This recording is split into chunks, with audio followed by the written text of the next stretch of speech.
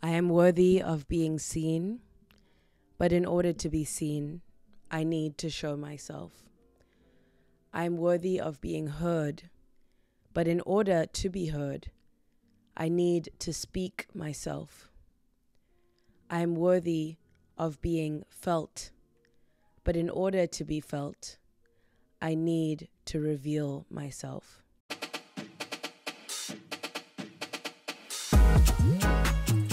The sun shines out of you and into me. Hello, sunshines, and welcome to Reimagining with AyandaStood, a podcast where we reframe, rethink, and reimagine everything standing in the way of love and liberation. I'm your host, Ayanda, and I am delighted, enchanted, ecstatic, overjoyed to have a slice of your precious time today. My dear darlings, I have missed you.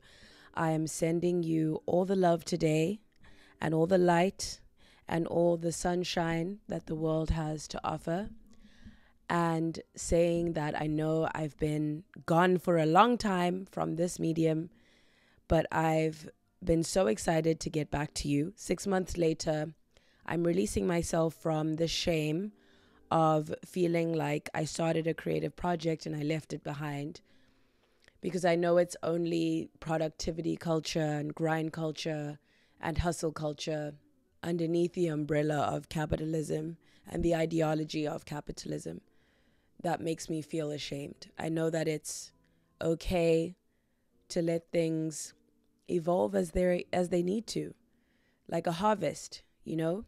The earth has its own plans, and sometimes when we choose to have that more spiritual connection to our creative projects, I think allowing things to take the time that they take, not only in the active part of the creation, but also in the passive part, in the rest, in the subconscious mind versus the conscious action. And I think I needed to take this time to shift my energy that was being pulled towards other things, because this medium in particular, I think, takes a lot out of me. There's a lot of creative resistance that I experience around podcasting. There's a lot of shame. There's a lot of feeling like I never feel good enough. I never feel like I am saying enough, or I'm either that or I'm saying too much. And this is really a medium where I hope to, maybe it's not find my voice, but learn how to be at peace with it. Because my voice is right here. I have a lot to say, but it's often me refusing to accept that my voice is acceptable. It's not that I don't know what I have to say or that I feel like I'm at a loss for words. It's more that I never feel like the words can be left as they are. I always feel like there's more to add, or there are things to be taken away.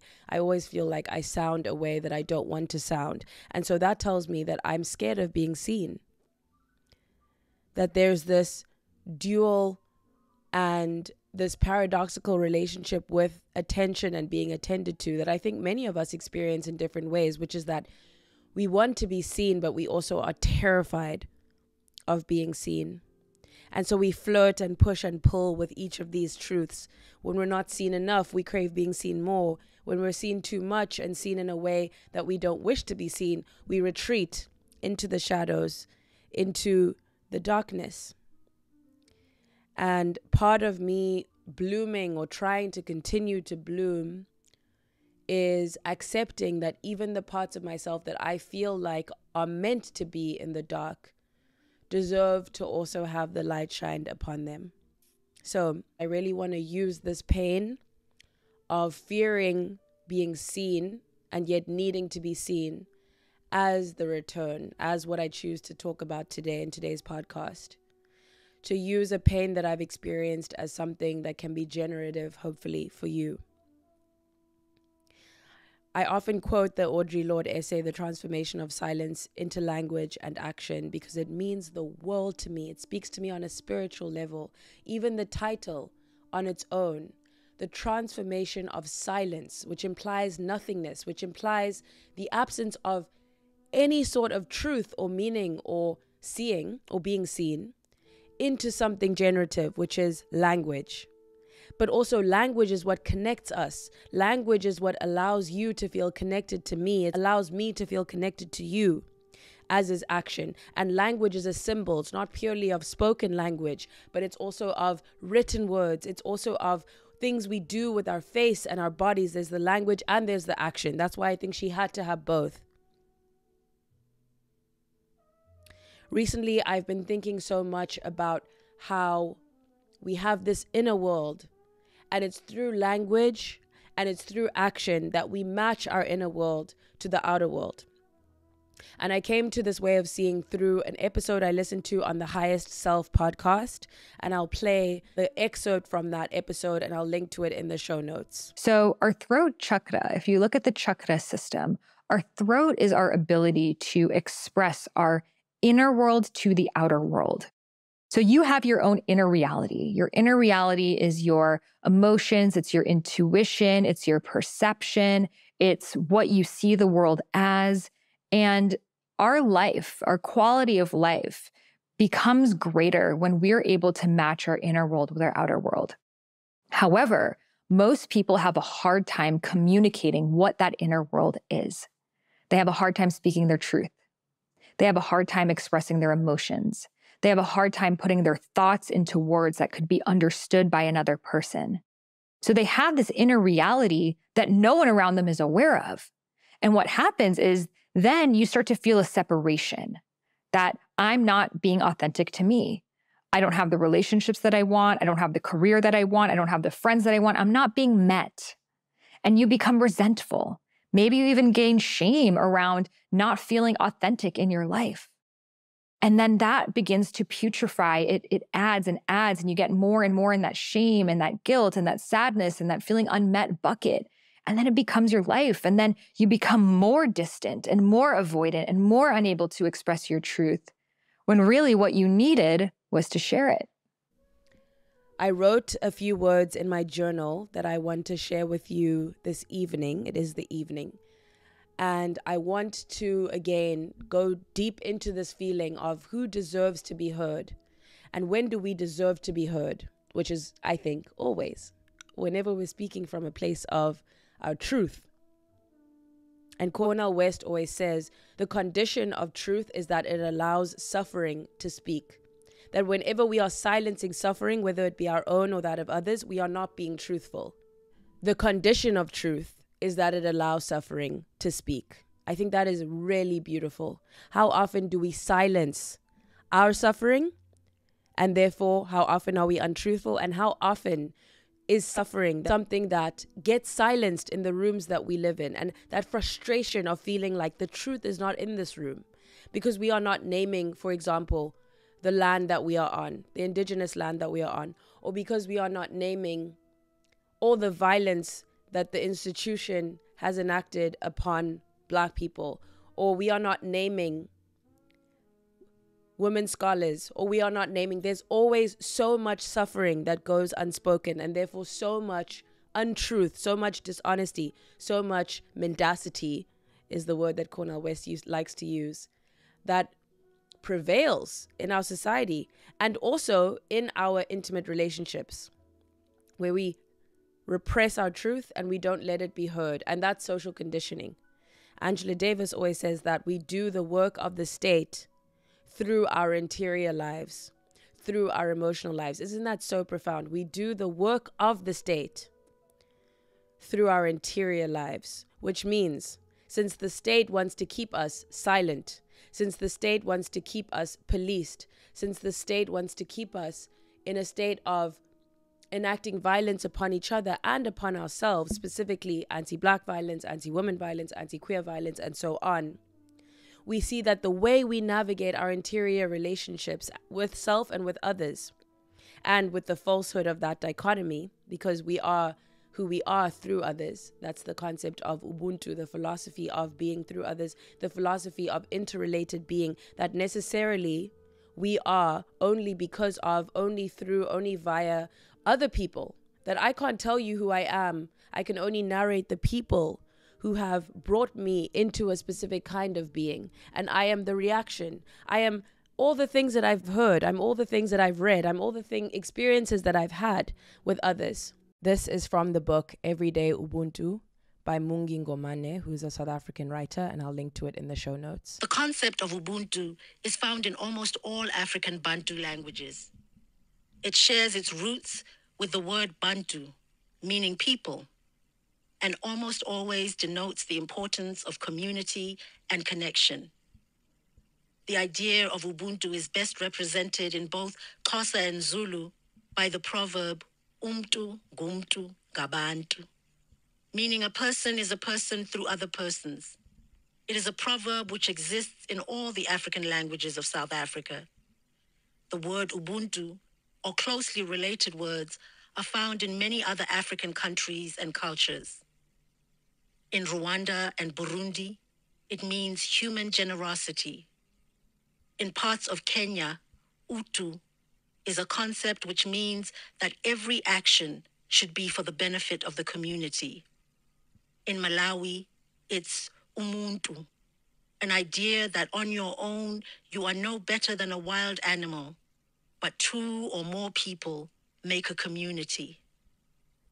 The sense that I am only because you are runs throughout. And so I cannot see myself as this isolated person or being. You know what I mean? I digress. So I'm going to go grab my journal and then I'll be right back.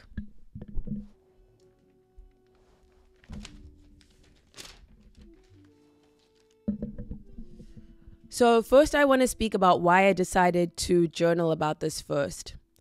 I tried to record this episode and I went through about 4 attempts. The 2 of them were partial attempts and one of them was a full episode attempt. So I did an episode. But as I was editing the episode, I felt so much shame. I felt that it was unacceptable. It felt not good enough. It felt like there were things that I wasn't saying. There were things that I was saying too much. I was editing and editing and editing. And I just deeply felt ashamed of what I was saying. And I also was conscious of the fact that people listen to podcasts, don't they listen to be uplifted? And I felt like I was being depressing. You know what I mean? And again, the condition of truth is that it allows suffering to speak. So as I was going through this process, this idea of silencing myself and refusing to believe my voice deserved to be heard came up for me. And it comes up for me so often in this podcast process. It's the process where I find excavating my truth and sharing my voice to be most difficult. And the way that that ends up showing up is in excessive editing, or is in excessive delay, or is in being 5 episodes behind, 5 episodes that I could be sharing with you, but that I'm ashamed. I'm ashamed of myself. And the episode is a trigger. It is a proof point. It is an example of that shame. And that's why I create videos on the topic of embarrassment and doing things that you're embarrassed to do. I'm going to reframe your perspective on embarrassment. And if I succeed, you need to follow me, okay? So many of us think that because something makes us feel embarrassed, we should stop doing it. Like, I'm done, I'm walking away. I'm walking away. Hey, I actually think it's the exact opposite. If something embarrasses you, it might be an indication that that's exactly what you need to keep doing, because it serves a higher vision that you have for yourself. The first few steps of learning to do anything new, anything that doesn't come naturally to you, are deeply embarrassing. They shouldn't be, but they are embarrassing because we live in a culture of shaming people out of expressing their true desires. But sometimes that's the exact type of person that you see a vision of yourself being. If you have a vision, you need to be as self-loving and self-nourishing so as to commit to the embarrassing phases of serving that vision, especially in the beginning. You just need to keep going. Like, you just need to keep doing the thing and trust that your future self will thank you. And trust that just because you feel embarrassed does not mean you should stop. It's actually, only things that matter to you would you be willing to even contemplate being embarrassed for. Let your embarrassment be a guide, not something to flee from, but to run towards, okay? Towards. Because I believe that there are so many spiritual lessons that we can derive from the things that we are deeply ashamed of. There's so much of our truth that lies in what we're ashamed to say and ashamed to do and ashamed to share. The things that we could say, I could never share that with anyone. They would never accept me Because why? Because we do the work of the state through our interior lives. So I named this Overcoming the Fear of Your Voice. And previously I named it On Finding and Sharing Your Voice. But the problem with the idea of finding your voice is that you already have your voice. You just don't think that in its present form it's worth sharing. You have the things to say. You just fear that you do not have the perfect words, or you don't have the perfect framing, or you don't have the perfect writing to share those words, and therefore they don't deserve to be shared. And that is the thing that I really want us to question, is that why does that have to be a condition under which we are only allowed to share our truth, and who does it serve? So what I wrote is that each of us has words inside of us that we suppress every single day.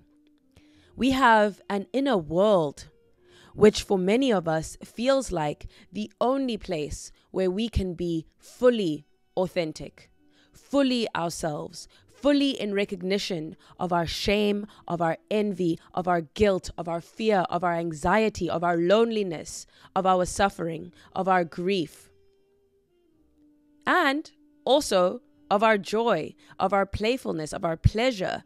We so much feel that there is this inner part that we have to hide from others, that we can never fully scream in anger or in pleasure in front of others. Think about it.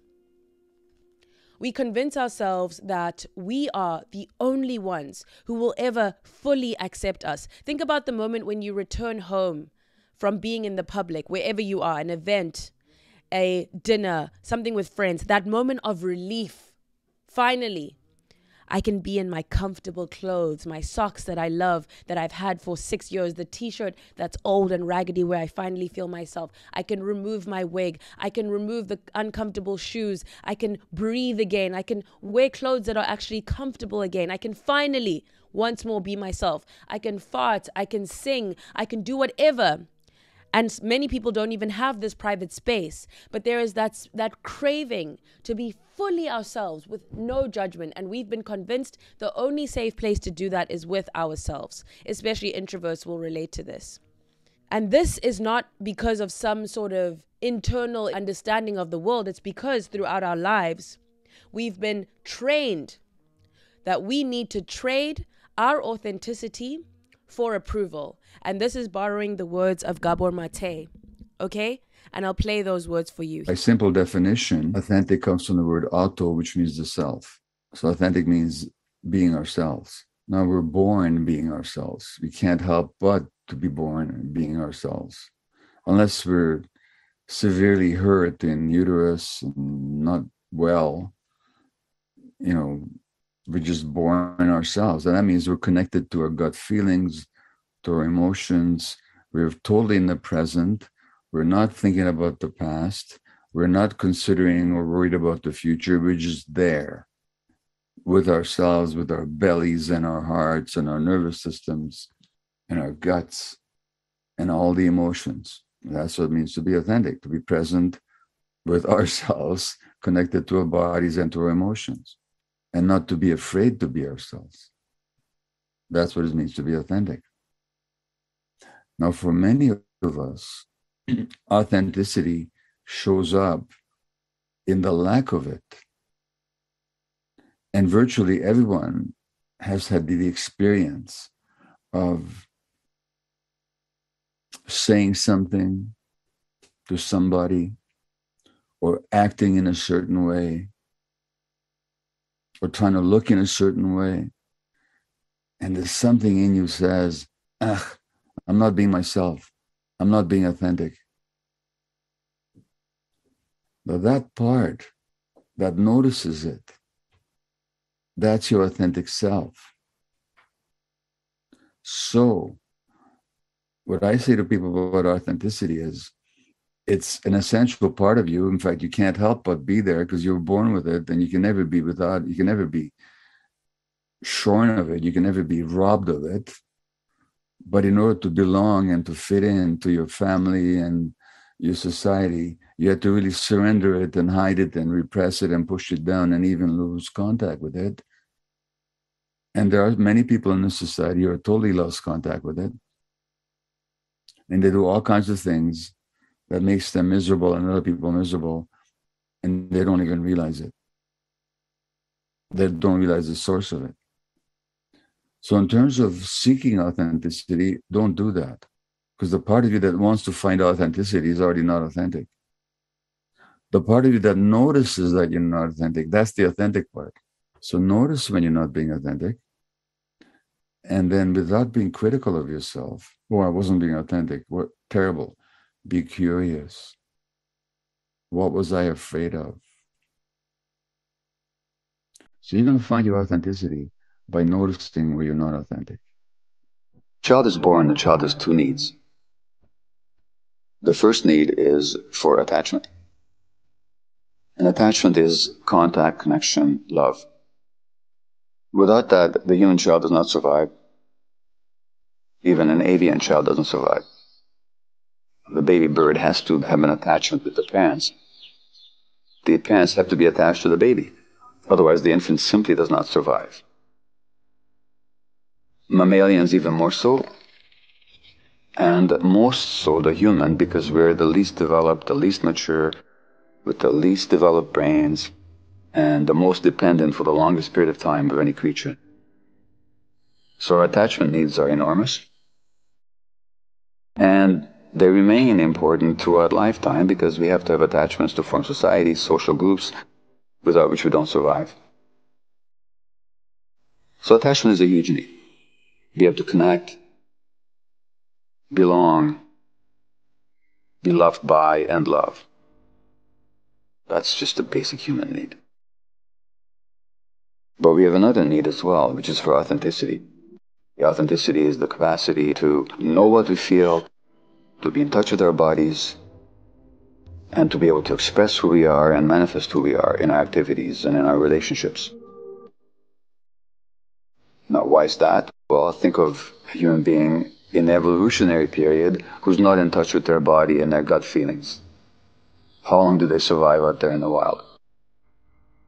So authenticity is another huge survival need. But what happens to a child where the attachment need is not compatible with the need for authenticity? In other words, if I'm authentic, my parents will reject me. If I feel what I feel and express what I feel and insist on my own truth, my parents can't handle it. And parents convey those messages unconsciously all the time. Not because they mean to, not because they don't love the child, but because they themselves are suppressed, or traumatized, or hurt, or stressed. Now what does the child do with that? Well, if I give up my attachment for the sake of authenticity, I lose my relationships on which my life depends. Therefore, there's no question. What becomes suppressed is our authenticity, our emotions. And then we become 35, 40, and we don't know who we are. And somebody asks us, what do you feel? You say, I have no idea. And how many times we've all had the experience of having an inkling of a strong gut feeling, or we ignoring it? We're ignoring it and we get into trouble. Well, that tells us what happened. What happened was that at some point we found out it was too costly for our attachment relationships to be in touch with our gut feelings. So then it becomes not our first nature, but our second nature to lose touch with ourselves and to suppress our gut feelings. And then we pay the cost later on in the form of addiction, mental illness, or any range of physical illnesses. But it all began with this tragic conflict that children should never be confronted with, but are all the time, between authenticity on the one hand and attachment on the other.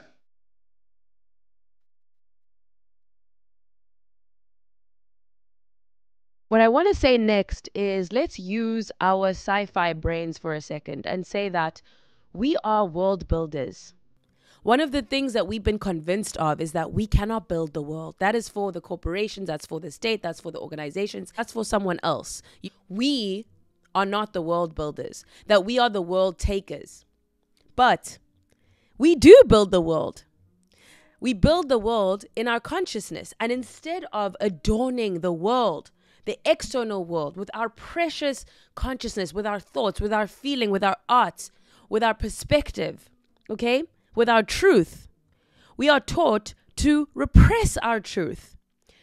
We are taught to hide our truth. We're taught, as I just mentioned, that feeling of coming home, to build an inner world of safety, instead of trying to project that feeling onto our external environment.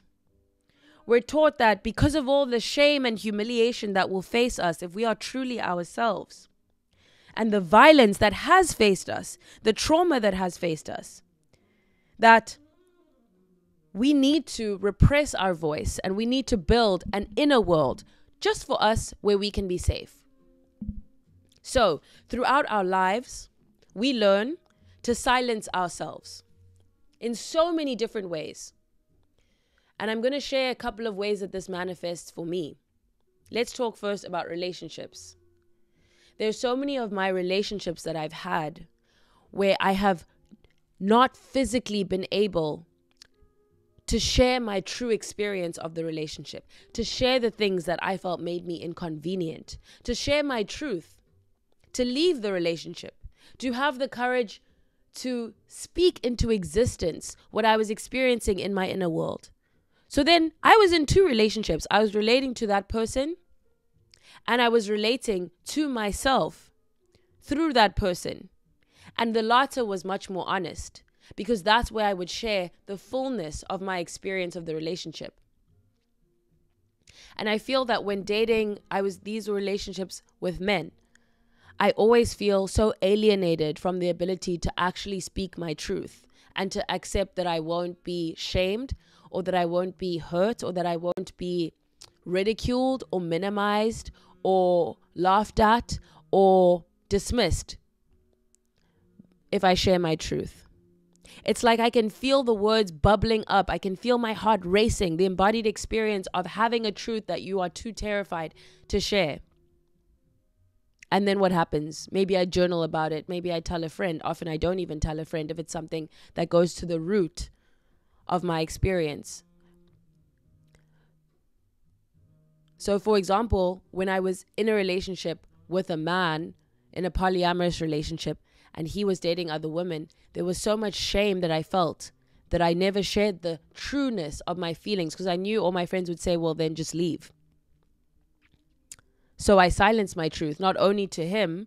Often I would share some things, but not the fullness of it. And I didn't leave soon enough, but also to my friends. And so I think each of us needs that space, those people who we truly feel like no matter what we say to them, they can hold our truth, they can hold space for it without jumping to advice, they can be with us, they can empathize with us, and they can help us reach a deeper truth out of love. Not necessarily that they will enable us, not to say that they won't push back, but that they'll do so in a way that makes us feel like we're walking side by side with someone, rather than someone walking in front of us and telling us, oh, you need to follow me, I'm your leader, I know what to do. Instead of, how are you really feeling? What is this doing for you? What does this give to you? Tell me why you feel called to remain in this place. What would you need to believe that it's no longer safe to stay? What would you tell your daughter to do? That's something I always, always, always ask myself. I always ask myself, what would you tell your daughter to do? Because the truth comes sharply into focus when I ask that question. And also because I know that I have a relational wisdom within me, that I was born to relate. And so when I put myself in the position of a relational figure, sudden truths become revealed to me instantly. And when I ask myself, what would you tell your daughter to do? I become that loving and that nurturing and that brave, both warrior and nurturer, who can say, run, or who can say, relax, or who can say, leave, or who can say, stay, or who can say, I believe in you, or who can say, I know you're scared, but you want this. I know you're scared, but you've got this. I know you're scared, but I love you. no matter what happens. I'm here. So that's one area of my life where this fear of sharing my voice, sharing my truth, saying what I need to say, and even knowing what I need to say comes up. And this keeps me in relationships that are not healthy for me, or that are not loving or joyful or wonderful for me. It keeps me always making myself smaller. And this doesn't only have to be in romantic relationships, or it doesn't have to be in friendships. It can be as small as just not wanting to inconvenience anyone. I've been at dinner tables where I secretly had an allergic reaction to nuts under the table, stabbing myself with an EpiPen and telling no one because I didn't want to inconvenience them. Am I not worthy of being an inconvenience? As I said on my TikTok, when we are rooted in community, there is no such value system as convenience. Because true community is never going to be convenient. True community doesn't speak the language of convenience. True community speaks the language of love, of kinship, and of giving and receiving, often in ways that are asymmetrical. Giving what we can, receiving what we need to. I digress. The second area that this fear of speaking up, this self-repression, which maybe is a more honest framing than perfectionism, honestly, but it manifests in my work, in my art, in my creations. I would have shared so many. I have like 300 TikTok drafts. I have 16 Substack essay drafts, but I'm scared. I'm scared it's not good enough. I'm scared of the repercussions of what I need to say. I'm scared of being too truthful. I'm scared of not being truthful enough. I'm scared of being too serious. I'm scared of not being serious enough. It's just fear. It keeps me from sharing my voice. The idea that I'm not worthy of my voice just being what it needs to be that day. I know you may see me, if you follow me on TikTok or on Instagram or somewhere, sharing my voice and you think, what is she saying? I see her confidently speaking. I am terrified of most things that I post on social media. I have a lot of support from my best friend. Hi, my love. I just wanted to say that you did an incredible job with your videos today. I loved them all, and I'm just blown away with how much amazing quality, wonderful content you created today. Between your Substack and these amazing videos, you are truly a superstar. I am so impressed, and I love you so much, and I'm so proud of you, and I loved all of the messages you shared today, and you just did such a great job. So I'm so proud of you, and I hope that you are proud of yourself, because you really did a great job, and I'm just so impressed and amazed and in awe and just so proud of you, and I love you so much. I know you're listening, Alex, so I love you so much, and I can't wait to share our episode on romantic friendship, everyone, and for you to get to know Alex better on my podcast and elsewhere. I love you so much. Thank you for being the best bestie, and thank you to my best friends for always supporting me in general. I love you so much. I have to remind myself that it's not only about me. Yes, I may be terrified to say this thing, but if this can help people, it's really people's feedback that's made me less terrified. I hope to move towards less fear, or at least more ability to move through fear and let it be generative. And that's what I'm trying to do here.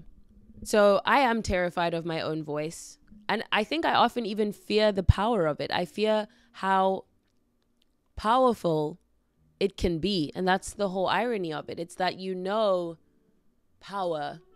And I mean power in the sense of activation energy, or the ability to move or to speak to or to touch people. And that is scary. That scares me. It scares me to think this will touch people. Isn't that terrifying? I mean, I think it's very terrifying. So I still feel like, who am I to even have this space, this podcast? And I'm unlearning that, but I still feel that way. And part of me, like, not being here for so long is that fear, that shame. It's such an act of love, of courage, and sometimes of joy, hopefully, to let our voices speak. Even when they shake, even when we're terrified. I think especially those times, and that's the irony. You're told you should only speak when you have the smoothest, most fluid, most perfect thing to say. So what does that keep you saying? Well, next to nothing from the body. There's a Chicana queer feminist named Gloria Ansaldúa, and she says that writing should not be from the head, it should be from the body. And we can apply that to speaking. That speaking should come from the body, from an embodied place, not from a theoretical place. You know? And when we speak from the body, I think that's a deep act of love, not only to ourselves, but to the listener.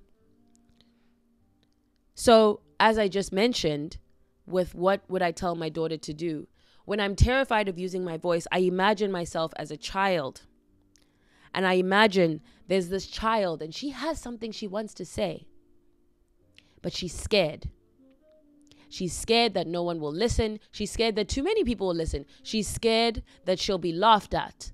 She's so scared that people are laughing at her, that people are cringing at her, that people are in a group chat talking about what she has to say and saying, look how ugly she looks, or look how ugly what she has to say is. Look how embarrassing she is. How could anyone be brave enough to say this? How could anyone be this cringe? And I think of that child and my need to protect her at all costs. My need to both nurture her as the nurturing figure, as the caretaker, and also my need to fight for her as the warrior. You know, I am from a lineage of the both and, of fighters, of activists, of nurturers, of nurses, of warriors. This child needs to be heard. This child needs to speak. And I will do everything in my power to affirm her voice and to say, you are acceptable. You are precious. You are loved. You are love. Just like a leaf, just like a tree, just like the ocean, your only task is to be. But you can't wilt yourself. That's the sun's job. Okay? Your job is to be who you are. And your truth is who you are. So if you have something within you that you just know on a spiritual level needs to come out, my child, you need to speak. Let the other elements do what they're going to do. If they're going to tear you down, let them tear you down. But then you were in your truth. And they're not going to tear you down because I'm going to protect you and I'm going to fight for you. Okay? You deserve to be seen and you deserve to speak. And it does not matter if your words have flaws or they're not fluid enough, they're not perfect enough, you are embarrassed, you didn't say this thing, you need to speak because you're speaking from a place of love. You're speaking from a place of trying to create a world that has more love, that has more healing, that has more affection, that has more tenderness, and that has the right kind of strength. A strength rooted in a deep love for people and a deep love for truth that lets suffering speak. And I would know that this child's acceptance is not conditional. They are unconditionally accepted and acceptable. And I would want that child to know that I'm holding space for their voice, that their voice is valid, that I have the capacity to sit with it and to not flee to the solution of it or to what it implies, but to really just sit with it and let it be in the universe. How beautiful, how cosmically profound. That it's joining a chorus of voices. That's the other thing I would want her to know. This experience of you being so scared to share your voice and you choosing to share it anyway, it links you to so many human beings who've done the same. Behind every song that you love, podcast episode that moved you, essay that made you feel so seen, poem that spoke to you on the deepest level, do you not think that artist suffered?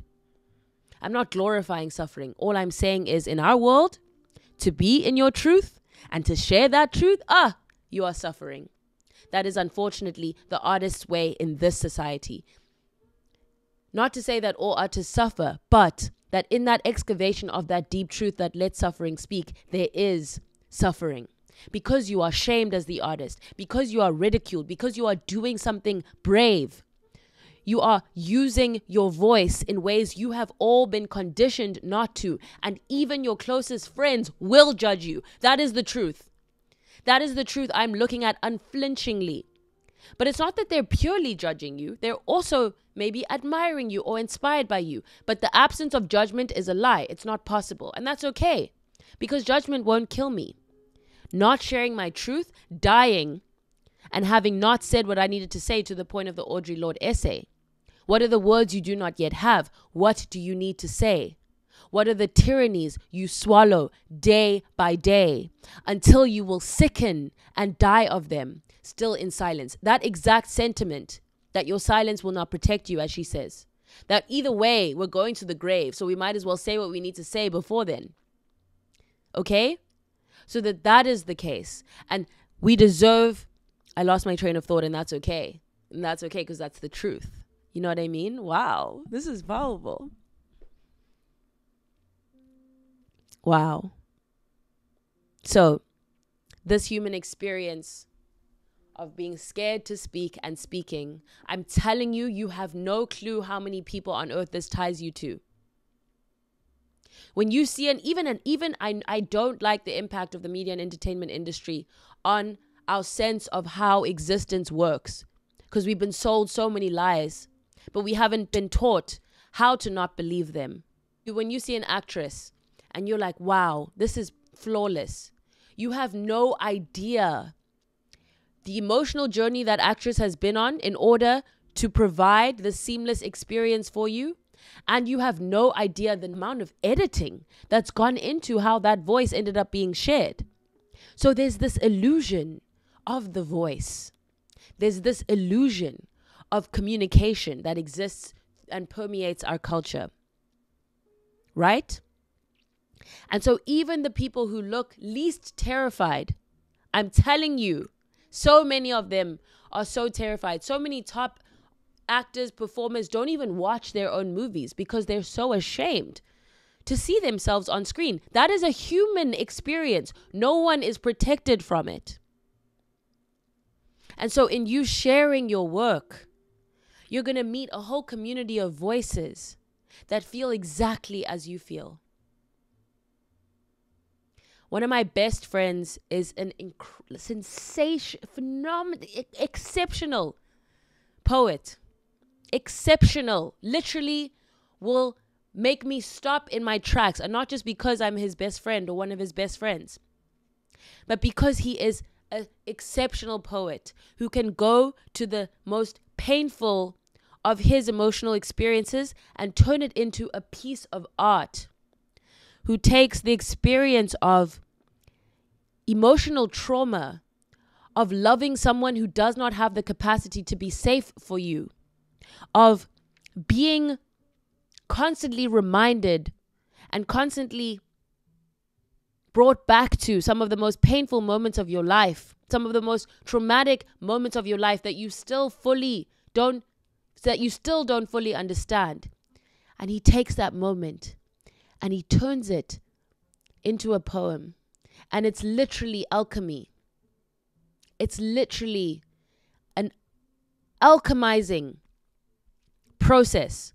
Alchemy, which is a seemingly magical process of transformation, creation, or combination. You're taking these elements and you're alchemizing them. You're turning them into something new, something magical, something powerful. That is what he does with his poems. And he is terrified of sharing these poems with more people. But also, he is so enticed, or so, that is a stronger word, not enticed, that's too frivolous. He is so called, like he must share this art. And that is this dualistic experience of attention, the need to be seen, and yet the absolute fear, the horror of being seen. And I simply cannot wait. I'm by his side, and I cannot wait till he gets to the moment where his poems are out in the world, whatever that means for him, and people are relating and connecting to them, to his work, to his consciousness. Because what a beautiful act to take your consciousness, to paint the external world with your inner world. That is alchemy. That is powerful. That is sensational, and that ties you to so many artists. And the illusion is that they did not feel any sense of shame in their process. I'm going to hit send, And if you are moved by this, then you must stop ever believing that it takes not being afraid to move someone. Because I'm terrified. I'm terrified.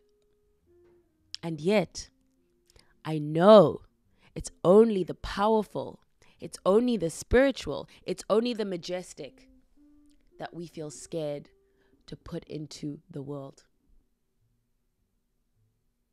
If I was talking about what I wore today, my makeup routine, do you think I'd be scared? Maybe. Maybe. That's just not what I feel called to. So no, I would not. It's because I'm speaking from, as Gloria Ansaldúa says, the body. I cannot wait until the day, by the way, that you are able to read my bestie's poems, because you will be changed. And especially if you've dealt with heartbreak, and if you've dealt with trauma in relationship, and if you've dealt with the dual and paradoxical experience of deeply loving someone who has deeply hurt you, which doesn't only happen, of course, in romantic relationship, but in parenting and in parent-child relationships, in sibling relationships, across. So it's a human experience. And I know it's going to touch you in the deepest part of your soul. And I know that in you being touched, you will in turn touch the artist, who then has the energy to keep going, because suddenly they understand that this spiritual process they've gone through to share their voice, to share their art, to share their truth. Let's talk about that. Even though it was painful, like giving birth, it was painful, was uncomfortable. When you tell them, this spoke to me. I feel so seen. Wow. I needed this. I needed this today. When I see comments like that, I can make 12 more videos. That is what keeps me going. It's that I'm not speaking into a vacuum, that people are saying, I needed this. Okay, then my role is to continue. My role is to work on the difficulty of it. That's between me and my support system, the root system that keeps me connected to the water that I need. My best friends, my therapist, just the people who deeply support me, and my family. But also there's a specific way that people who are artists can support you on your journey, because they understand, right? Then my role is to continue. So we all have a role to play. When people share their voice with us, when they're brave enough to share their voice, we have to tell them when it moves us. Even if we don't even know if they'll ever see it, they may not respond. We have to, because this is how we construct a different sense of self for each other. Our sense of self doesn't come from ourselves. It comes from how we've been regarded throughout our lives. So if we feel like we've been treated as though we're annoying, we're going to feel annoying for a very long time. It's only through other people constantly saying, you are wanted. I want you here. You are valued. You are special to me. I see you. I want you here. Then we start to construct a different self-concept. But without that external validation, in our culture, it's seen as a terrible crime to need external validation. There's a certain kind, I agree, of external validation that can be unhealthy or toxic or addictive. Too much of anything is not a good thing. You know what I mean? But we need each other to help us see ourselves in deep alignment with that inner divinity, and I mean this in a spiritual sense, inner perfection, inner beauty, inner power that we each possess. The other thing I want to say before I conclude is that you have no idea how your words will impact people. You have no idea the ripple effects of you speaking your truth. It doesn't have to be on social media, by the way. I'm not saying you should go, if you want it to be, of course. But if you were more radically honest in your relationships, if it's safe for you, you have no idea the ripple effects of that honesty on everyone in that person's life as well. The chain reactions. How many of us have been deeply affected by someone just giving us that piece of thing that was difficult to hear, but that we needed to hear? There's a chain reaction. This podcast episode is a product of so many conversations that I've had with myself, with my friends, with artists, with essays I've read. It's through a constant conversation with this Audre Lorde essay that I'm always talking about. And I'm always talking about it because it's very important that we not only quantify our learning by how many things we've read, but how deeply we've read. How much we've chosen to sit with something and let us move us, remove us, and then move us again. So, sometimes the creator overestimates their power to know what the impact of their creations will be. I have no idea. I have no idea how this will affect you.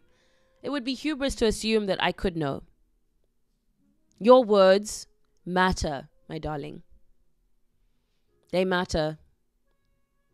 You are not too annoying. Your voice isn't annoying.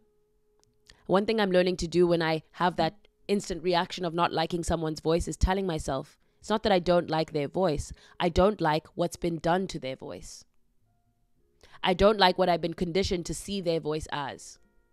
That's more truthful. That allows the truth, that allows suffering to speak. Because how sad is it that we've been alienated from voices that don't sound aesthetically as we think a voice that is worth listening to should sound. And the ripple effects of that in terms of who gets listened to and who gets scrolled past, silenced, ignored. Whether that be because of a high-pitched voice or low-pitched voice, an accent, whatever an accent is, that is so rooted in a colonial understanding of a voice.